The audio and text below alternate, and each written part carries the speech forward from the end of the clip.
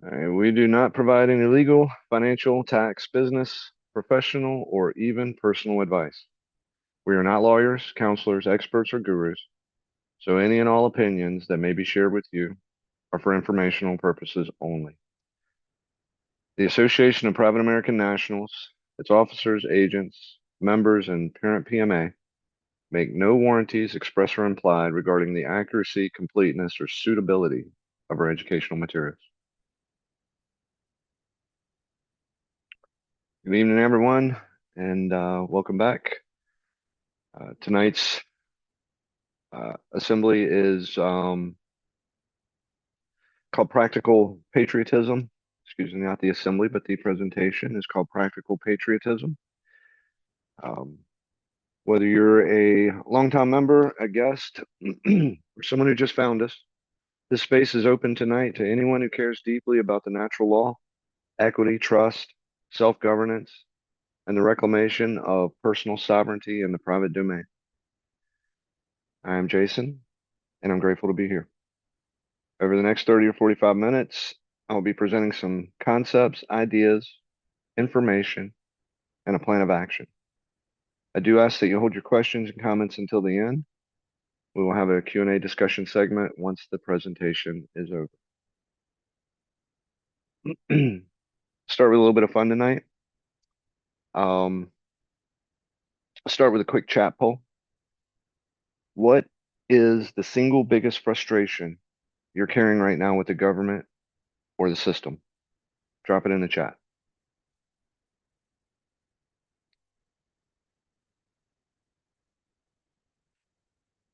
Corruption. It's a good one.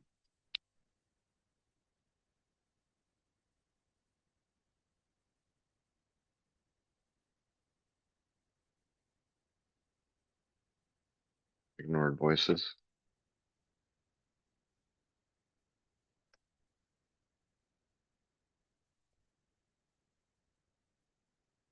Functioning for the crown. That's a good one.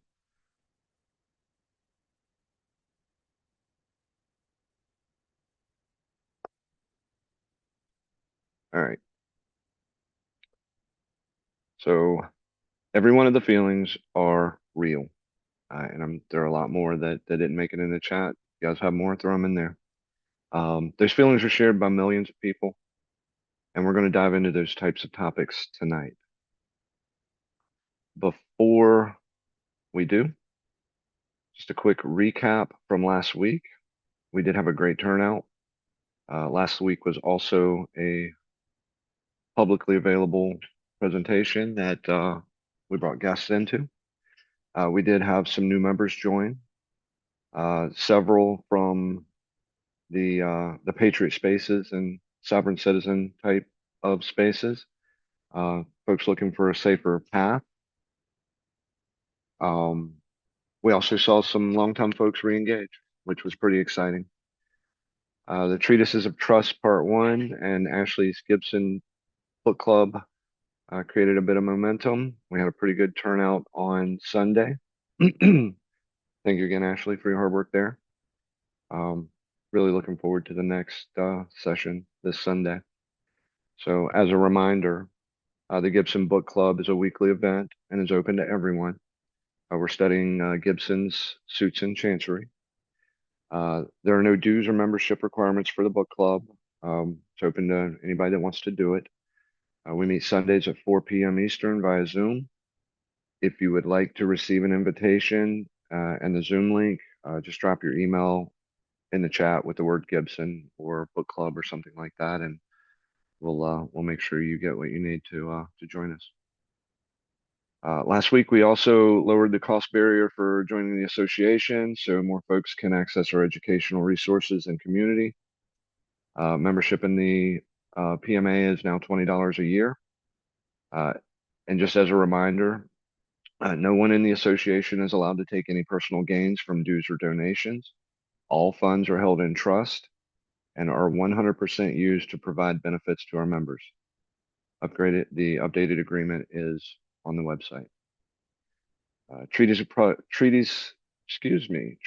of Trust Part 1 is also freely available and shareable from privateamerica.org for anyone that wants to pick up a copy of that.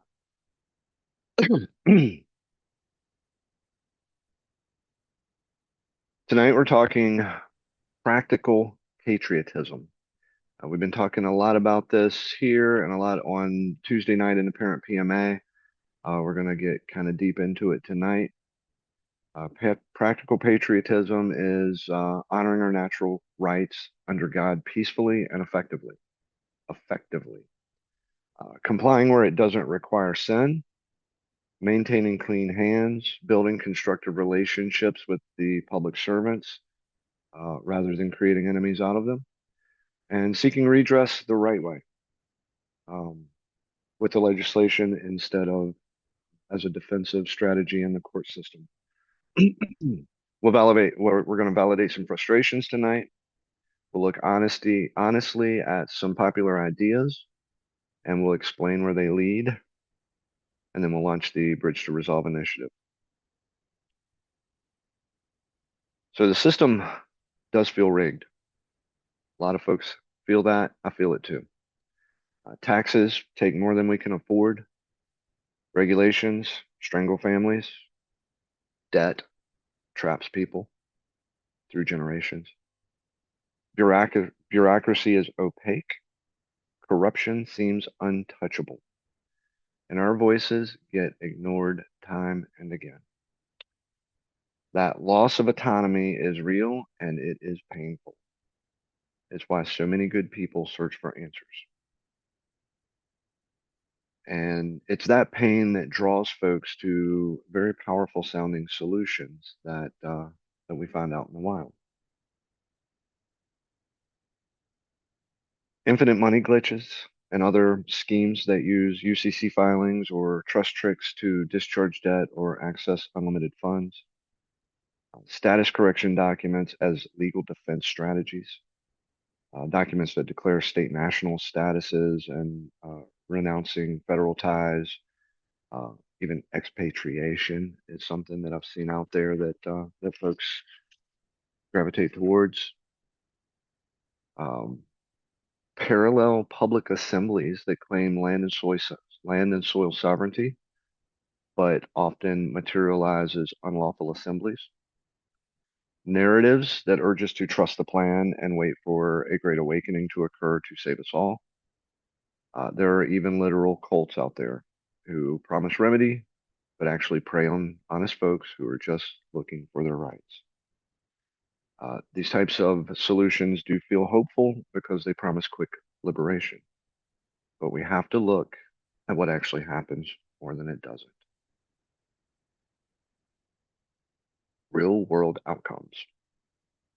Courts regularly reject most of these strategies as frivolous. I hate to say that as much as anyone hates to hear it, but it is the truth of the matter that we're facing in the world. Our results are often devastating when we step outside of the mainstream and step into certain spaces. Audits, arrests, acquisition of unnecessary debt. I've seen some large debts acquired through certain processes. People get their accounts frozen.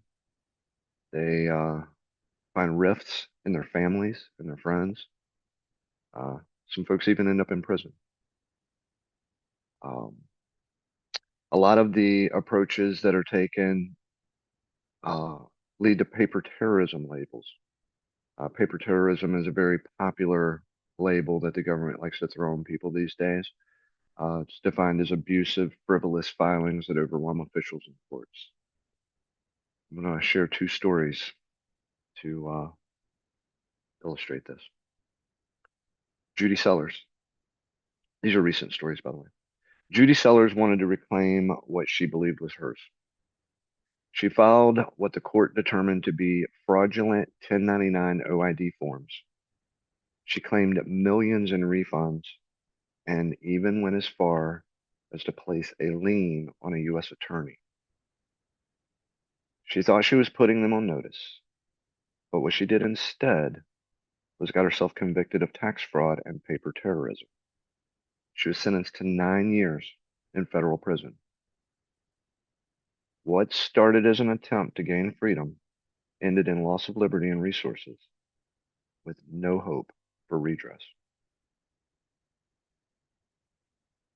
A New Jersey man by the name of Hubert A. John used some filings and property occupation tactics, squatter tactics that are becoming kind of popular in some of the patriot circles. Um, Asserted sovereignty against local officials when they decided to move against him. His notices were packed with all kinds of jargon, um, jargon that we like to use in private quite a bit, and it's good conversation, but not exactly appropriate when dealing with legal situations. Strawman references, admiralty claims, separation of all caps names, and things like that that have been flagged as sob sit and domestic terrorism. County offices in this situation were overwhelmed because real records were buried in his swarm of very nonsensical claims against someone else's property. Instead of change, what he faced was arrest by the state's Joint Terrorism Task Force. His voice wasn't heard. It was silenced by criminal charges. He was imprisoned as a terrorist, domestic terrorist. So there are dangers to pseudo-legal fluff. There are dangers to fluff any kind of fluff in legal proceedings and lawful proceedings, lawful documents. These are not isolated cases. I only showed two, but we could easily list hundreds of them. Hundreds. When we add pseudo-legal fluff to redress documents, language about a straw man, language about admiralty jurisdictions, exemption declarations, accusations of fraud and treason against officials as a legal defense. That's the worst one. Um, and then some of the bizarre and unorthodox demands that can be seen as fringe or extreme. Seen as bizarre and unorthodox in the mainstream and in the courts and in the public realm, seen as fringe, seen as extreme. Valid ideas most of the time, but not really implemented very well. Those things don't empower us. Those things turn petitioning into perceived harassment or paper terrorism. Um, it overwhelms government offices. It does. They have a valid claim there. Slows real constituent help. Um, More than any of that, because of the stand of the government, it invites criminal charges, fraud, forgery, extortion, and destroys our credibility. So legitimate grievances get dismissed as fringe and extreme and frivolous. Also, applying risky liens on officials ruin their credit and their personal lives, creates enemies instead of allies. We don't want to create enemies. That's not strategy. It's self-sabotage.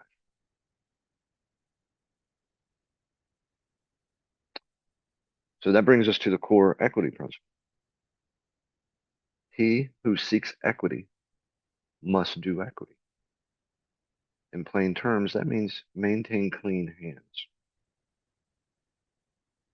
In the context of government and interactions with the government, clean hands means approaching them with integrity, honoring reasonable obligations where they don't require sin, peaceful compliance where there is no conflict of conscience or conflict of belief or sin. It's not blind obedience. It's wise stewardship. Clean hands gives you standing and credibility. Without it, petitions can be dismissed as hypocritical. And that applies equally in the courts as well as with the legislator. We destroy our credibility. Petitioning the court or petitioning the legislators becomes spam and noise and even criminal activity if they place us in that corner.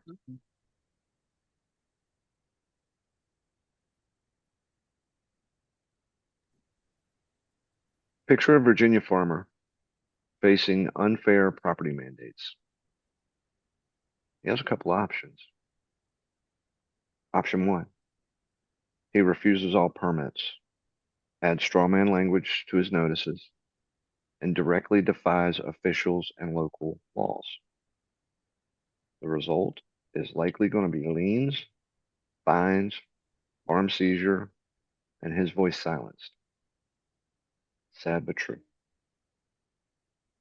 Second option, he complies minimally, keeps his hands clean, and sends factual notices to the legislators about overreach.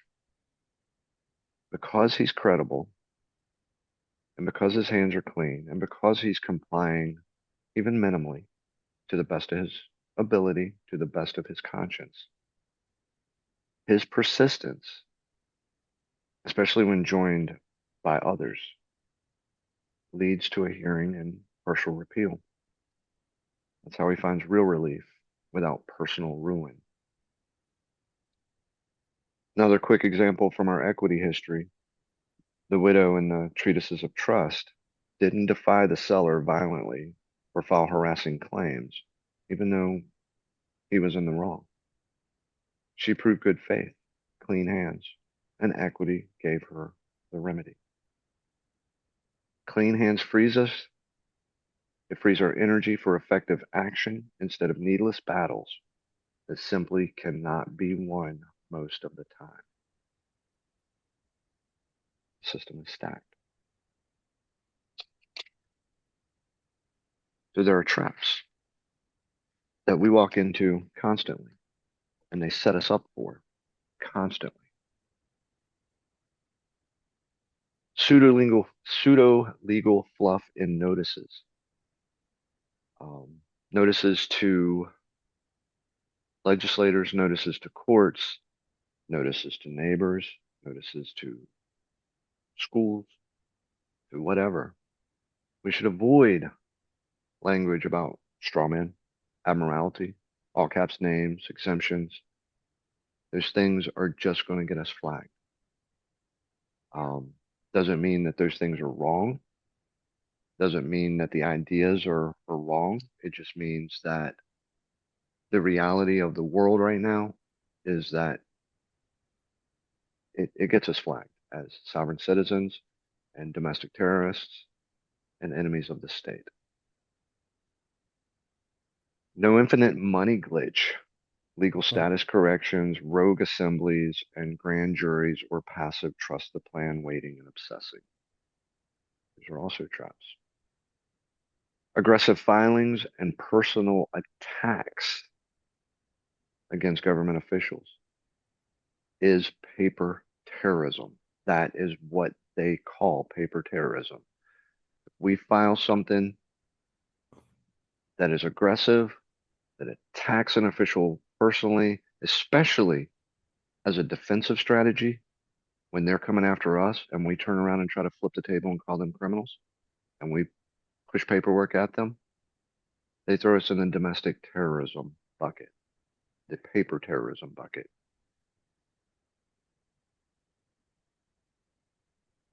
Clean hands, respectful tone, and legislative focus is where we can find some real results, which is what we've been talking about for a good long while now. A lot more in the parent PMA on Tuesday nights, but some here too. So the bridge to resolve is what I've been calling this project until today. I'll give you the new name, the actual name here in a minute. Um, the type of wisdom that I'm speaking on is what leads us to the bridge of resolve. Peaceful, practical answers. Bridge to resolve and the notice process that we've put together is not just petitioning the government where we write a petition and a bunch of people sign it. It's not one or two people filing a complaint or something here and there. We send thousands of unique, individualized notices to legislators, personal affidavits about specific grievances. It doesn't mean you send thousands. It means I send one, you send one, someone else sends one. Thousands of people send individual notices to the legislation. That's how you get heard. This has worked throughout history. There's a long history of this causing change in this country. The structure is very, very simple. There actually is no standard structure, no right or wrong way to do this.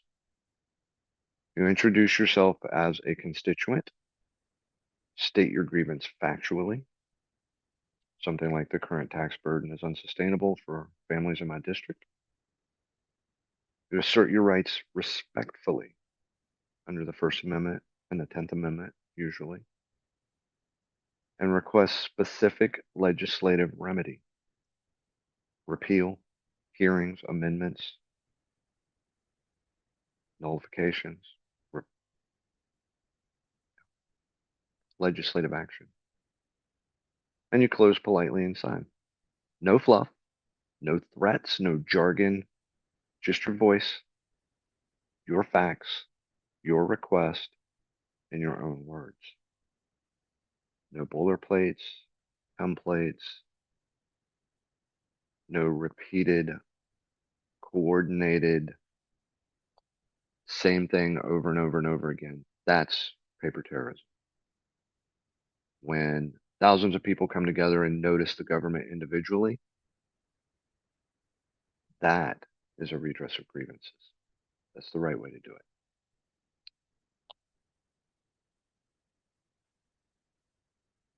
Safeguards. Notices should be personalized and factual. No copies, boilerplates, or pseudo-legal language. We should always use a respectful tone, no unreasonable demands, threats, or conspiracy accusations. Legislative focus only, not the courts, no UCC, leave the clerks alone. We don't want to badger those folks. They don't have the ability to change the law. They only have the ability to enforce what's on the books. If we want real change, we change the law. Clean hands, very important. Reasonable compliance preserves our freedom to petition. Willful rebellion removes it. We have to keep our hands clean and peacefully comply to the best of our abilities and to the best of our conscience, as far as our conscience will allow, while we are invoking change at the proper level. Why that works? Volume.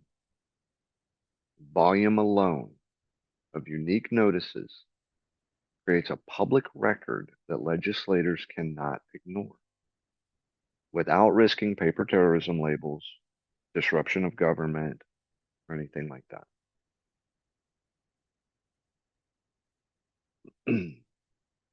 There are some new resources live now as of today on privateamerica.org. If you go to the privateamerica.org website and you click on the new Join tab in the menu, I'm sorry, the Voice tab in the menu, you will find the public-facing um, education for the public, free templates, FAQ, warnings of traps, things like that. Uh, Public is welcome to participate. Guests are welcome to participate. You don't need to pay any dues or join any club or do anything like that to redress grievances in government and to join with fellow Americans who are taking the initiative and coordinating. All are welcome to do it, whether whether you're in our association or not, this voice initiative is available to everyone.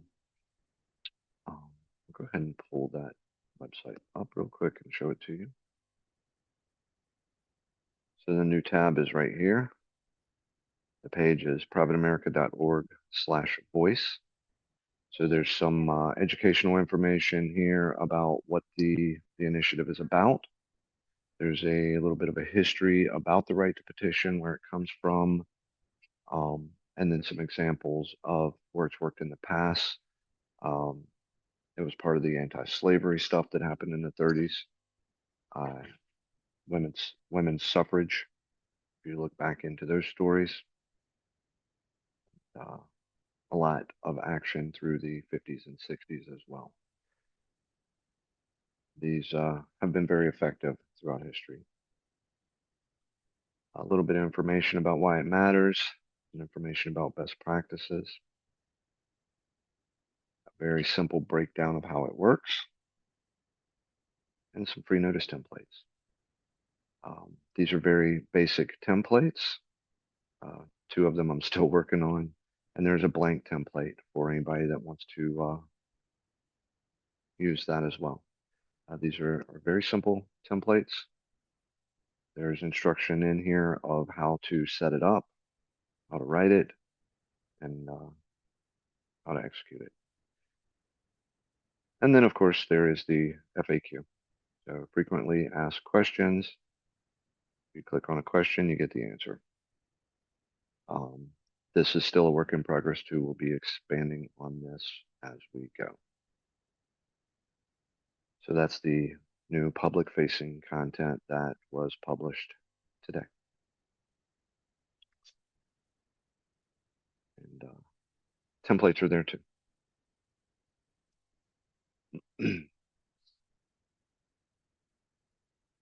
So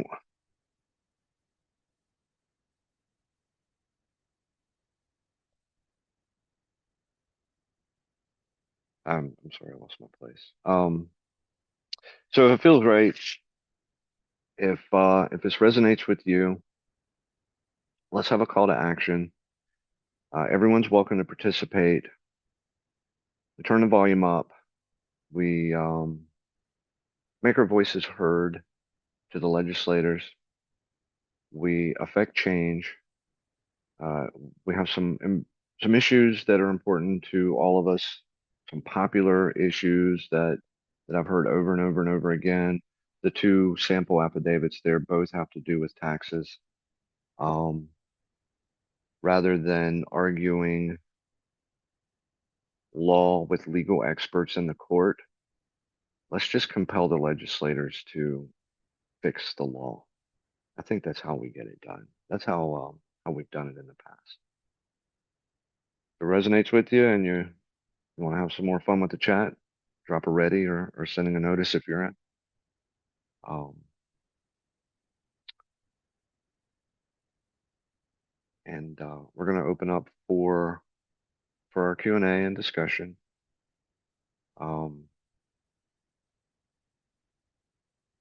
Anything you guys want to talk about with this initiative? Notices, clean hands, avoiding traps, equity, membership, whatever you guys want to talk about here. I'd like to stay on topic of notice, but of course we can open it up from there. We can expand. Floor is open to whoever wants to jump in first.